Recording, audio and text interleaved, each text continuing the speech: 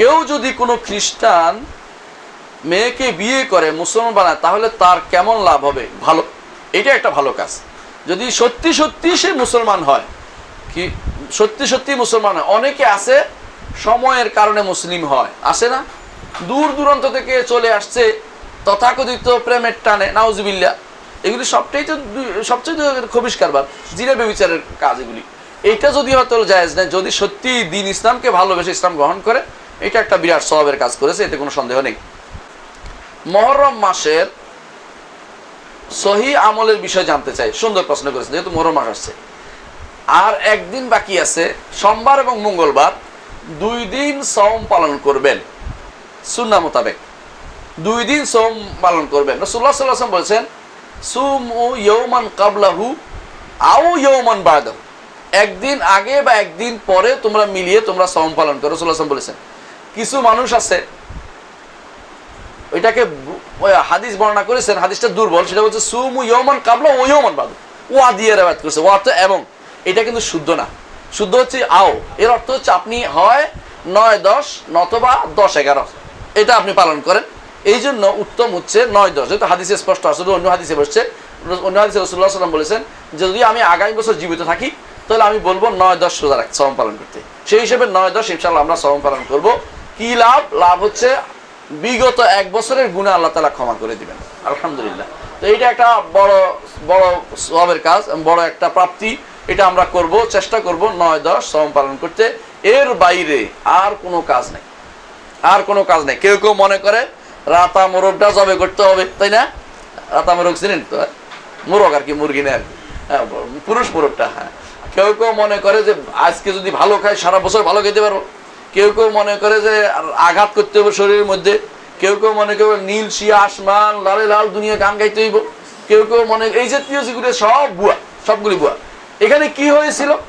একটাই হয়েছিল। সেটা কি? সেই ঘটনা, সেটা কি ছিল? মুসা আলাইহিস সালাতু ওয়াস সালাম ফেরাউনের আযাব থেকে মুক্ত হয়ে নদী পার হয়ে আসছে। মুসা আলাইহিস সালাম সওম পালন করেছেন, রাসূলুল্লাহ সাল্লাল্লাহু আলাইহি ওয়াসাল্লাম সেটাকে অনুমোদন করেছে, বলছে আমরা বেশি উপযোগী, আমরাও সওম পালন করব।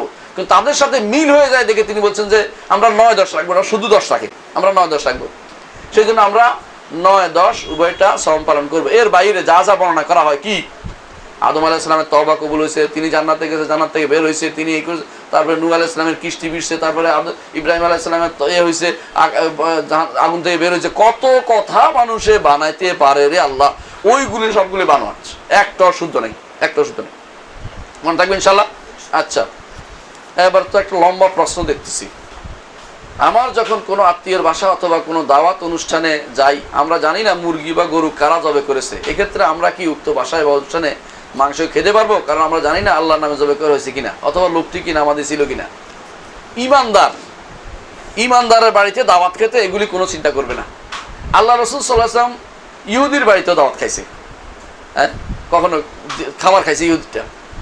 অনুরূপভাবে ইমানদার বাড়িতে কখনো আগেও ছিল এরকম। এখন বলতে পারেন তাদের সময় সালাত ত্যাগ করতো না, আপনি ওই চিন্তা করবেনই না। বাহ্যিকভাবে ইমানের উপর নির্ভর করবেন, কখনো খুঁজবেন না যে লোকটা কি নামাজ পড়ছে কিনা, বিসমিল্লাহ বলছে কিনা, তাহলে আপনি আর জীবনে চলতে পারবেন না। আপনার দায়িত্ব হচ্ছে বাহ্যিক অবস্থার উপর চলা।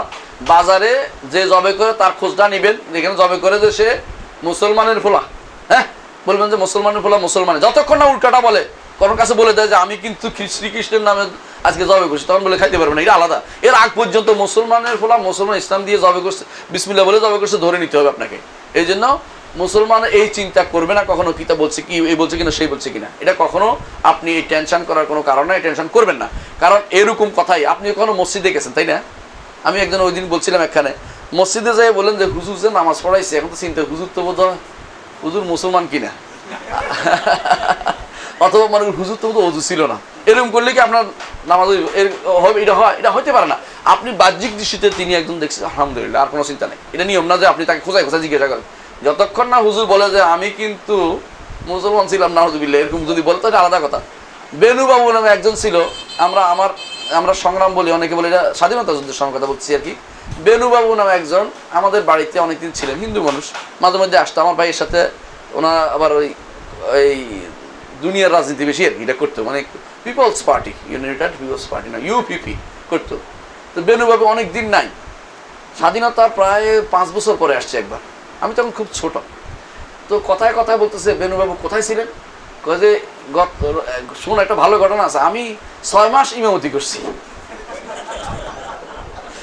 বলে কি হয়েছে? কয়ে দেখি যে আর কোনো বাঁচার উপায় নেই, কয়েকটা সূরা তো তোর থেকে শুনছিলাম, এটি মুখস্থ করছিলাম। আমার বড় ভাই বলতেছে এগুলো দিয়ে আমি 6 মাস চালাই দিছি, কারণ ওখানে কেউ থাকতো না, মানে আলেমরা তো পালাচ্ছে, যুদ্ধের সময় কেউ নাই, তো মসজিদ খালি। আমি যাই দাড়িটাই রেখে সুন্দর এই 6 মাস চালাই দিছি, কোনো রকম পালাই এখন আসছি অনেকদিন পরে। ও যে আয় হায়, তুমি তো সবাই বরবাদ করেছো, আমার জান বাঁচান, তোরা তো জান বাঁচান ফরজ কস, আমি তো এটা করছি। এটা কি ঠিক হয়েছে নাকি তোমার? বেনুবাবু তুমি পালাও, কেন আমার পালাবো না, আমি এখানে আসছি। কত রকমের ঘটনা, মানে বলতে চাচ্ছি এটা আলাদা কথা। যারা নামাজ পড়ছে ওদের নামাজ শুদ্ধ হয়ে যাবে, এটা বলার জন্য বলছি। আপনার কি ওই বেটা কি হয়েছে না হয়েছে খুঁজে খুঁজে এই বেটার পেটের ভিতরে যাবে না, যতক্ষণ পর্যন্ত না প্রকাশ করে দিচ্ছে আপনাকে, ততক্ষণ পর্যন্ত ওই লোক ভালোই মনে রাখতে হবে। এই জাতীয় অবস্থায় কখনো চিন্তা করবেন না যে ওটা বিসমিল্লাহ বলছিল কিনা, ওইটা জবে করছিল কিনা, অথবা মাথাটা সিঁড়ি বলছিল কিনা, অথবা খোঁচাইছিল কিনা, ওই জাতীয় জিনিস আপনার দরকার নেই। রোড দুর্ঘটনায় মৃত্যু হলে অকাল মৃত্যু বলা যাবে? কখনো যাবে না, হারাম। অকাল কোনো মৃত্যু হয় না। কালের সিস্টেমটাই হিন্দুদের কথা, এটা মুসলিমদের কথা নয়। হ্যাঁ, কালের যে কথাটা, কাল বুঝছেন কিনা? ওদের নিকট কাল 4 প্রকার। একটা হচ্ছে মহাকাল, আরেকটা হচ্ছে কি জানি কত রকমের কাল আছে, যাক আলাকুল হাল। এগুলি এর মধ্যে আবার 4 ভাগে বিভক্ত আছে। একটা হলো সত্য, ত্রেতা, দাপর, কলি, বাঘ বাঘ করছে এগুলি। এখন কেউ মরে গেলে কিন্তু অকালে মরে, অকাল মানে তো মৃত্যু ছিল। এটা আল্লাহ তাআলা কোরআনে কারিমে বলে দিয়েছেন যে মা ইস্তাকুন সাআতাম ওয়ালা ইস্তাকদিমুন, এক ইজা জা আজালুহুম, তাদের সময় আসলে মৃত্যুর এক মিনিট এদিক সেদিক হবে না, যে যখন মৃত্যু লেখা ছিল সেটাই হবে। অকাল মৃত্যু বলে কোনো শব্দ নেই। এই জন্য আজ থেকে কোনোদিন কোথাও অকাল মৃত্যু নেই। কত বছর হলেও কালে হবে। সুবহানাল্লাহ। আমি দেখছি কি জানেন, কুষ্টিয়া থেকে আসলে মাঝে মধ্যে ওই বড় বড় সাইনবোর্ড দেখতে তাকাই, দেখি কি লেখা আছে। তো লেখা আছে বিএনপির এক লোক মারা গেছে না কিছুদিন আগে, কি জানি নাম, বিএনপির ছিল, মহাসচিব ছিল, দেলোয়ার হোসেন, ওই যে ওই এলাকা ছিল বোধহয়, মানে কোন এলাকার, ওখানে দেখা আছে ওনার অকাল মৃত্যুতে। আমি চিন্তা করলাম ওনার কত বছর বাঁচতে বোধ কাল মৃত্যু হবে, এটা জিজ্ঞাসা করা দরকার। উনি তো অনেক বছর বাঁচছেন। বিএনপির দোষ না, মানে বলতেছি আর কি, যে যারা লেখে ওরা একটু চিন্তা করা দরকার যে অকাল কেন লিখতেছি, ওই লোক তো মারা গেছে এটা। হ্যাঁ, তো এই জাতীয় কথা লেখা আসলে জায়েজ নেই, কেউ লিখবেন না, বলবেনও না।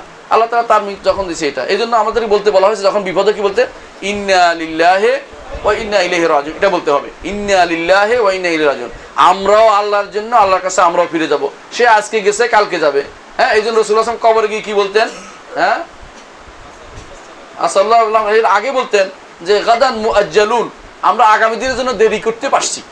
তোমরা আজকে চলে গেছো, আমরা আগামী দিনের জন্য দেরি করতে পারছি। সুবহানাল্লাহ। মানে শিখিয়ে দিচ্ছেন যে ইয়ারহামুল্লাহুল মুস্তাকদিমিন ওয়াল মুস্তাখিরিন, আগে যারা গেছে পরে যারা যাবে, মানে যেতেই হবে। এটা কোনো আগ পরের না যে আগে গেছে তো ঈমান নিয়ে আগে যেতে চায়, সে তো সবচেয়ে বেশি ভালো মানুষ। 24 বছর বয়সে দুনিয়া থেকে চলে গেছে ফাতেমা রাদিয়াল্লাহু আনহা। 24 বছর বয়স, কত 24 বছর বয়সে চলে গেছে, অথচ তিনি সাইয়্যিদাতুন নিসাইল জান্নাহ, জান্নাতের সমস্ত নারীদের সর্দার তিনি। তাহলে বসি দিন বাঁচাচ্ছে আল্লাহর দিন নিয়ে, যত তাড়াতাড়ি যাবে এটা তো ভালো। অকাল টকাল তো বোঝা যাবে যদি কোনো অকাল না যে আকাম করে গেছে, এটা লিখতে পারবেন। কখনো যে লোকটা আকাম করে মরে গেছে, তো মরা মানুষের খারাপ বলা যায় না, সেজন্য বলছি না। বহু মানুষ তো সেটা হয়, আপনি অকাল লিখবেন না কোনোদিন, এটাই কথা। কাল ভালো কাজ করে গেছি না সেটা করবেন। যার কারোর জন্য দোয়া করতে হলে এই জন্য ইসলাম বলে দোয়া করবেন আল্লাহ যেন নেক হায়াত বৃদ্ধি করে। হায়াত বৃদ্ধি করে দোয়া করতে বলা হয় না। কেন বলা হয় না? হায়াত বৃদ্ধি করে যে খারাপ কাম করে, নেক হায়াত যাতে কোনো বাকি অংশ ভালো কাজ করতে পারে, এই জন্য সেই রকম দোয়া করতে ইসলামে। অকাল মৃত্যু বলে কোনো কিছু নাই। অনেকে বলে ওইখানে লাগলে মৃত্যু হতো না, না গেলে মৃত্যু হতো না, এটা কি বলা ঠিক না? এটা বলা যাবে না। তার এটাই ছিল মূল অবস্থা। তবে বাহ্যিক কারণগুলি বলা যাবে।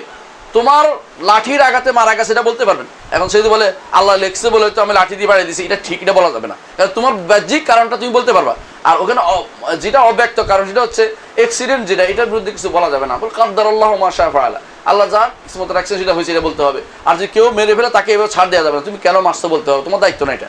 হ্যাঁ, কিন্তু যদি মরে যায় মৃত্যুটাকে মেনে নিতে হবে, হ্যাঁ মৃত্যুর টাইম মতো হয়েছে, তবে তোমার ভুলটা অবশ্যই দরকার, তুমি কেন মারতে গেছো, এটা দরকার হবে। সুবহানাকাল্লাহি ওয়া বিহামদিহি আস্তাগফিরুকা ওয়া আতুবু ইলাইহি। আরো আছে আরেকটা, আচ্ছা, আর এইগুলো তো পুরাতন মাসালা, এটা তো পুরান মাসালা, এটা আরেকদিন তো দেবো। সুবহানাকাল্লাহি ওয়া বিহামদিহি আস্তাগফিরুকা। জি,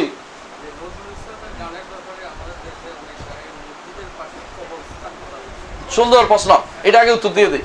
মসজিদের কাছে মোরে কবর দিও ভাই, এটা তো মসজিদের কাছে কবর দিলে কোনো লাভ নাই। মসজিদের কাছে কবর দিলে কোনো লাভ নাই, কবর আমলের উপর নির্ভরশীল হবে। হ্যাঁ, মসজিদ থেকে আপনি কবর আজান শুনবেন এই আশা বসে আছেন?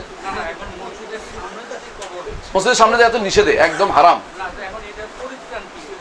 হে বলুক না কেন, কবর দিবেন কেন? যদি কোনো কবর দিয়ে দেয় তাহলে আরেকটা ওয়াল উঠাইতে হবে মসজিদের ছাড়াও, আরেকটা ওয়াল একেবারে বুক পরিমাণ উঠাইতে হবে, আরো বেশি উঠাইতে হবে।